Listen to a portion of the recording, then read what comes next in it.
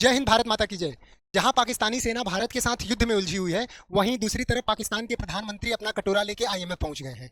IMF पहुंचने के साथ ही साथ उन्होंने अपना कटोरा फैलाया और वहां पर से उनको $1 बिलियन का जो बेल आउट पैकेट है वो उनके लिए अप्रूव कर दिया गया। अब पारंपरिक रूप से देखें तो ये एक तरीके से इंटरनेशनल भिखारी के रूप में इन्हें घोषित कर देने में कोई संकोच नहीं होना चाहिए। और इसी परंपरा में कल 9 तारीख को एक मीटिंग होनी थी एग्जीक्यूटिव बोर्ड की, जो कि आईएमएफ का एक घटक है। उसकी मीटिंग के अनुसार कल ये निर्णय लिया गया कि पाकिस्तान को ये बेल आउट पैकेज देना चाहिए। तो सबसे पहले हम जानेंगे कि आईएमएफ संस्था के बारे में, उसके बैकग्राउंड के बारे में, क्यों वो ऋण देती है, कैसे ऋण देती है, और उसके पश्चात जानेंगे कि पाकिस्तान को ऋण कैसे प्राप्त हुआ और भारत की क्या प्रतिक्रिया रही इस स्थिति में, उसका हम समझेंगे। तो सबसे पहले हम आईएमएफ के बारे में समझ लेते हैं कि आईएमएफ एक संस्था के रूप में क्या। आईएमएफ, इसका जो है फुल फॉर्म है इंटरनेशनल मॉनिटरी फंड, अंतर्राष्ट्रीय मुद्रा कोष। और इसकी जो स्थापना हुई थी, इसकी स्थापना हुई थी 1944 में। एक एक कॉन्फ्रेंस हुआ था जिसको कहते हैं Britain would conference. Britain would conference, ठीक। इस ब्रिटेन वुड कॉन्फ्रेंस, ब्रिटेन लिखा है तो इसका मतलब ये मत समझ लीजिएगा कि ब्रिटेन में है, यूएस में है, ठीक है ना, यूएसए में। ब्रिटेन वुड कॉन्फ्रेंस के थ्रू इसकी स्थापना हुई थी 1944 में, और 1945 से ये काम करना चालू कर दी थी। और पहला जो इसने अपना ऋण दिया था वो फ्रांस को दिया था, ठीक। अब आगे चलते हैं। इसका जो हेडक्वार्टर है, इसका हेडक्वार्टर वाशिंगटन डीसी में है, जो कि ये भी यूएसए में ही है, ठीक है ना। ये एक बात और महत्वपूर्ण है कि आईएमएफ और वर्ल्ड बैंक को ब्रिटेन वुड ट्विंस के नाम से जाना जाता है, क्योंकि ब्रिटेन वुड कॉन्फ्रेंस में ही आईएमएफ और वर्ल्ड बैंक दोनों की स्थापना, यानी कि ब्रिटेन वुड में ही इनकी दोनों की, आईएमएफ और वर्ल्ड बैंक की स्थापना हुई थी। इसलिए आईएमएफ और वर्ल्ड बैंक को ब्रिटेन वुड ट्विंस के नाम से जानते हैं, जुड़वा बहन बोलते हैं, जुड़वा बहन, ठीक। अब आगे देखते हैं। हेडक्वार्टर वहां हो गया। अब इसका उद्देश्य क्या है? सदस्य देश इसके कितने हैं? अभी इसमें सदस्य देश कुल 190 हैं। इसका जो उद्देश्य है, जो वैश्विक आर्थिक स्थिरता बनाए रखना, वैश्विक आर्थिक स्थिरता को सुनिश्चित करना। दूसरा, व्यापार को बढ़ावा देना, व्यापार को बढ़ावा देना। और जो तीसरा है इसका उद्देश्य, जो भी देश जलवायु परिवर्तन और साथ बैलेंस ऑफ पेमेंट, भुगतान संतुलन की समस्या से जूझ रहे हैं, उन देशों को ऋण उपलब्ध कराना,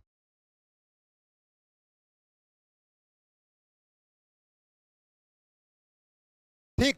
और चौथा जो है, जो डॉलर है और जो दूसरे देशों की मुद्राएं हैं, उनका एक्सचेंज रेट, विनिमय दर, यानी कि मौद्रिक विनिमय दर को स्थिर रखना।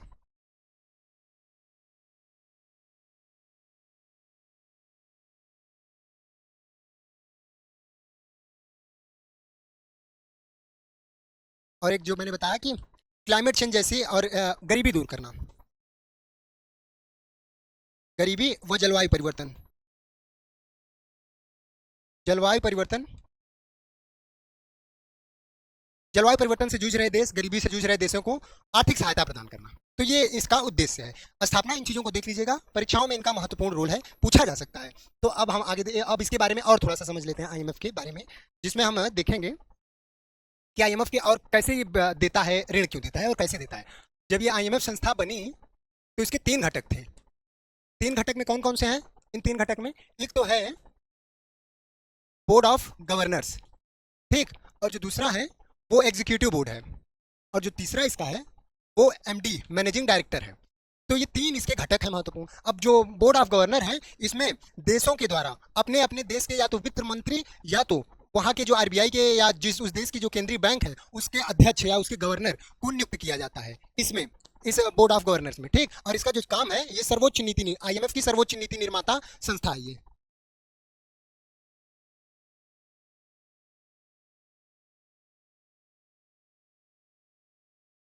सर्वोच्च नीति निर्माता।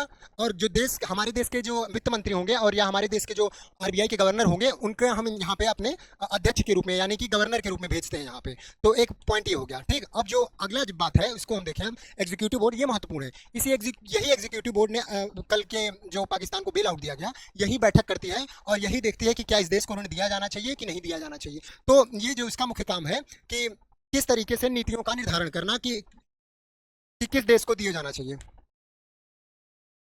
और दैनिक दिनचर्या, जो दैनिक दिनचर्या में काम चलता है आईएमएफ में, दैनिक कार्य संचालन।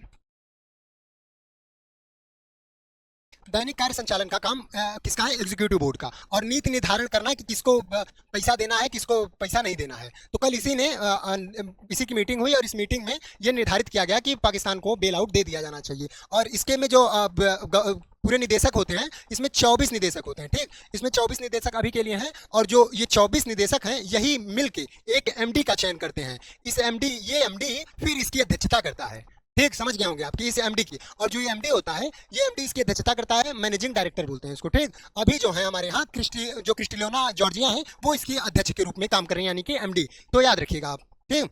क्रिस्टिलोना जॉर्जिया,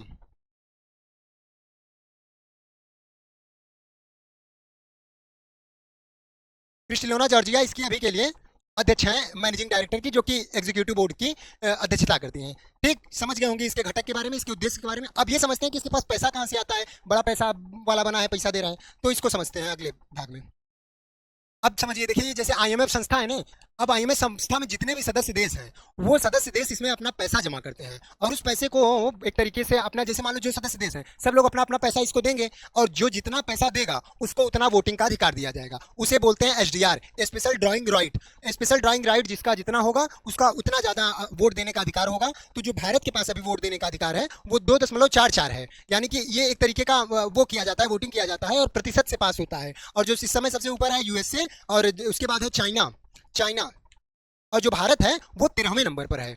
भारत की और जो भारत का पैसा है, जितना पैसा जमा करोगे उसमें उतना ज्यादा तुमको वो मिलेगा। और हर देश को ये फंड प्रोवाइड करता है, केवल पाकिस्तान को ही नहीं, जो भी देश भारत को भी प्रोवाइड करेगा। अगर भारत में जलवायु परिवर्तन से समस्याएं आ रही हैं तो भारत भी वहां पे जाके मांग सकता है एक्सटेंडेड फंड फैसिलिटी के थ्रू कि हमें वो चाहिए, या स्टैंड बाई फैसिलिटी के थ्रू वहां पे लोन मिल सकता है, ठीक। तो अभी भारत का जो है 2.44%, इसको एसडीआर बोलते हैं, स्पेशल ड्राइंग राइट बोलते हैं इसको। और एक आरटीपी होता है, रिवर्स ट्रांसपोजिशन जिसे बोलते हैं, ये वो प्रतिशत होता है कि जिसमें हम आईएमएफ में जो पैसा हमने रखा है उसको हम किसी भी समय पर निकाल सकते हैं, वो आरटीपी होता है हमारा, रिवर्स ट्रांस। ये ज्यादा टेक्निकल में आप मत जाइए, आप बस ये समझिए कि भारत 13वें स्थान पर आईएमएफ का कंट्रीब्यूटर है, जो कि 5,800 मिलियन डॉलर भारत ने अभी इसमें दिया है और उसके बदले में भारत को 2.44% एसडीआर का दिया गया है, वोटिंग राइट, ठीक। तो अब जो पैसा दे दिया, अब यही जो मैनेजिंग डायरेक्टर बैठेंगे, इसके पास पैसा आ ही गया, अब वो निर्धारित करके उस देश को पैसा देगा, ऋण पर देगा। ऐसा नहीं कि पैसा दे दिए तो दे दिए, ऋण पर देगा, नियम लगवाएगा कि ये करो, डेमोक्रेटिक बनाओ अपने नियमों को, इस तरीके से अपनी कंपनी चलाओ, ज्यादा सब्सिडी मत दो।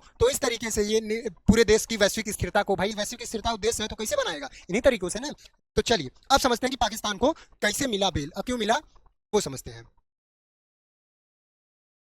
अंतर्राष्ट्रीय मुद्रा कोष, अंतर्राष्ट्रीय मुद्रा कोष ने पाकिस्तान को 1 बिलियन का बेल आउट पैकेज मंजूर कर दिया है, जिसमें भारत ने कड़ा विरोध जताया है। भारत ने इसका विरोध किया है, भारत भी उसका सदस्य था, भारत ने वोट ही नहीं किया। अब भारत ने ये वोट नहीं किया, इसका मतलब यही है कि केवल उसमें वोट कर सकते हैं आप, या तो आप वोट से दूर हो सकते हैं। ये नहीं है कि आप उसके मतलब कि विपरीत वोट कर सकते हैं, विपरीत में वोट करने की कोई ऐसी व्यवस्था नहीं है। आप सबसे बड़ा जो प्रतिरोध होता है कि आप वोटिंग से हट जाएं उस आईएमएफ में, तो भारत ने वोटिंग से ही अपने आप को हटा लिया। पाकिस्तान को आईएमएफ ने नया बेल आउट दिया, आईएमएफ के कार्यकारी बोर्ड, जो कि अभी बताया आपको, बता दिया है कार्यकारी बोर्ड। अब आपको समझ में आ जाना चाहिए कि कार्यकारी बोर्ड में किसकी बात कर रहा हूँ। कार्यकारी बोर्ड जिसने 7 बिलियन के विस्तारित fund facility, extended fund facility इसको बोलते हैं, उस मतलब जैसे बताया ना, वो कार्यकारी बोर्ड ही निर्धारित करता है कि कौन कौन से फैसिलिटी के थ्रू इनको दिया जाना चाहिए ये फंड।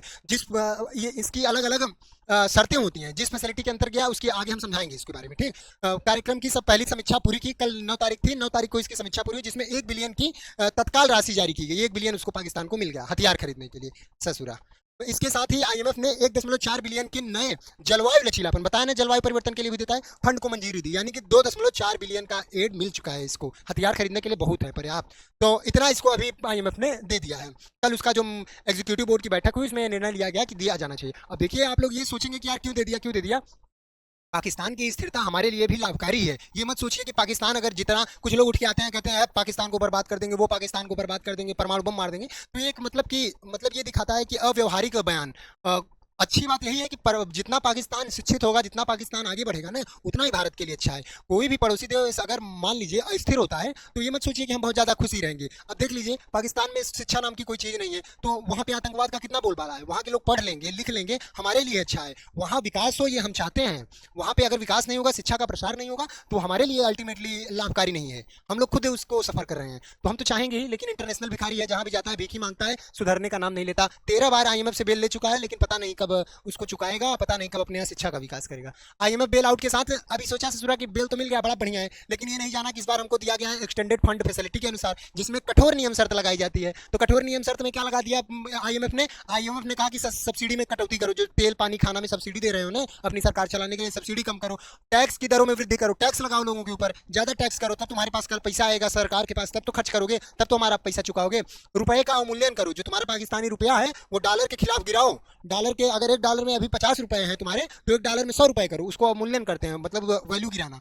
सार्वजनिक खर्चों में कटौती करो, अपने जो सार्वजनिक खर्चा जो तुम आतंकवादियों को फंड कर रहे हो, जो हथियार खरीद रहे हो, उन सब में अपनी कटौती करो।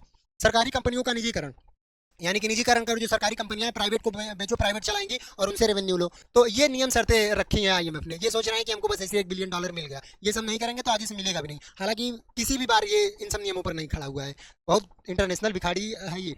आइए अब भारत की प्रतिक्रिया जान लेते हैं, भारत की क्या स्थिति थी। अब देखिए, भारत ने कोई ऐसा लिखित प्रतिरोध नहीं दिया उस तरीके का, कोई प्रत्यक्ष सरकारी प्रतिरोध नहीं, लेकिन आतंकवाद को लेकर चिंता जताई कि आप लोग पैसा तो दे रहे हैं, ये आटा के बजाय ये खरीदेगा, आटा के बजाय ये खरीदने जाएगा ससुरा। तो भारत ने इसी की चिंता जताई है। आईएमएफ को पारदर्शिता की मांग की है आईएमएफ से कि आप पारदर्शी तरीके से, मतलब एग्जीक्यूटिव बोर्ड से कहा कि आप जांच करिए कि ये किस तरीके से पैसे का निवेश कर रहा है, आतंकवाद में क्यों बढ़ रहा है उस क्षेत्र में इतना। क्षेत्रीय स्थिरता की आवश्यकता को भारत ने दबाव दिया कि अगर भारत की क्षेत्रीय स्थिरता और संप्रभुता को चुनौती पड़ेगी, भारत प्रतिक्रिया करेगा सदैव। अब वो भारत नहीं रह गया जो ये लोग सोचते थे कि ठुमुक चलत रामचंद्र बाजत पैजनिया। अब भारत वो भारत है, धमक चलत रामचंद्र बाजत पैजनिया। तो हल्के में ले रहे हैं भारत को बाबू भैया। चलो आगे समझते हैं। अब आगे देखते हैं पाकिस्तान के चुकाने की स्थिति क्या है।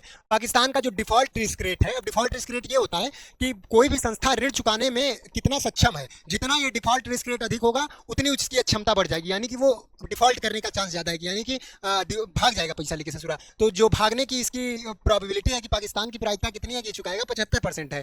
कहाँ से 5% से 75% पहुंच गया, 2022 का जब किया ये, अब तो और भी ज्यादा हो गई। अब बताओ पाकिस्तान का जो अब पूरा ऋण की स्थिति क्या है पाकिस्तान में, कि कितना ऋण लेके ससुरा है, उसको हम देखते हैं। दिसंबर 2024 की हम बात कर रहे हैं, अब और बढ़ चुका है। पाकिस्तान का कुल बाहरी ऋण $131.1 बिलियन है, $131.1 बिलियन। अभी पाकिस्तान को कितना मिला है? $1 बिलियन।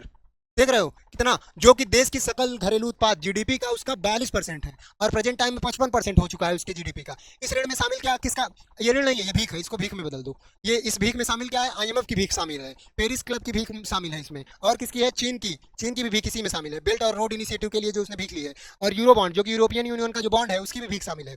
ऋण भुगतान और वित्तीय चुनौतियां क्या है पाकिस्तान के साथ? पाकिस्तान को अगले 4 वर्षों में इसमें $100 बिलियन की जो है उसको भुगतान करना पड़ेगा। किसमें से? 131 में से 100 बिलियन, अगले 4 साल में।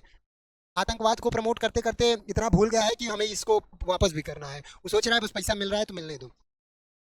अब देखते हैं हम, जो कि अभी आप लोगों को बताया कि ये स्टैंड बाई फैसिलिटी क्या होता है और ये एक्सटेंडेड फंड फैसिलिटी क्या होता है, रिपीट फाइनेंशियल इंस्ट्रूमेंट क्या होता है। तो इन चीज़ों के बारे में हम समझ लेते हैं कि ये आईएमएफ का प्रकार होता है कि किस प्रकार में इसको ऋण देना है। तो अब जो हमारा सबसे पहले इसको हम आगे चल के बढ़िया से समझेंगे, ये एक स्लाइड में दे दिया है कि आप लोग इसको देख लेंगे तो समझ में आ जाएगा। तो स्टैंड बाई फैसिलिटी 60 टर्म के लिए, आइए एक एक करके आगे देखते हैं, एक एक करके। अब देखिए स्टैंड बाई फैसिलिटी उद्देश्य क्या है? अल्पकालिक अवधि, यानी कि अल्पकालिक भुगतान संतुलन। अगर देश में अल्पकाल के लिए, किसी देश में अल्पकाल के लिए भुगतान संतुलन की समस्या होती है तो उससे निपटने के लिए ये बेल आउट पैकेज दिया जाता है। समय की अवधि जो होती है 12 से 24 महीने के अंदर वापस करना होता है। अब प्रभाव जो होता है, अक्सर बेल आउट की खबरें में एसबीए का ही जिक्र होता है। जब भी आप देखेंगे एसबीए के थ्रू, एसबीए उदाहरण देखो, उदाहरण में पाकिस्तानी आएगा। पाकिस्तान को पहले कई बार एसबीए के तहत सहायता मिल चुकी है स्टैंड बाई फैसिलिटी के, यानी कि स्टैंड बाई एग्रीमेंट के तहत इसको दी गई है। अब एक्सटेंडेड फंड फैसिलिटी दूसरा इसका प्रकार है। उद्देश्य क्या है? दीर्घकालिक संरचनात्मक समस्याएं। तो पाकिस्तान में संरचनात्मक समस्याएं हैं ही, और दीर्घ लंबे समय के लिए ऋण दिया जाता है कि वहां की संरचना को सुधारो, जो कि 3 साल या उससे अधिक होता है। ठीक, शर्तें क्या होती है इसमें? कठोर आर्थिक सुधार। जैसा कि मैंने पढ़ा दिया, शर्त क्या क्या रखी है? कठोर, कि तुम अपनी सब्सिडी करो, टैक्स लगाओ लोगों पर, और ये आतंकवाद को फंड करना बंद करो की आवश्यकता होती है। उदाहरण, पाकिस्तान को 2019 में एक्सटेंडेड फंड फैसिलिटी के $6 बिलियन का पैकेज मिला था। देख रहे हो, जहां भी उदाहरण देखो कि पाकिस्तान नंबर 1 इंटरनेशनल भिखारी घोषित हो चुका है, कहने की बात है। अब रिपीट फाइनेंसिंग इंस्ट्रूमेंट तीसरा प्रकार है। उद्देश्य अल्पकालीन के लिए आपातकालीन सहायता है।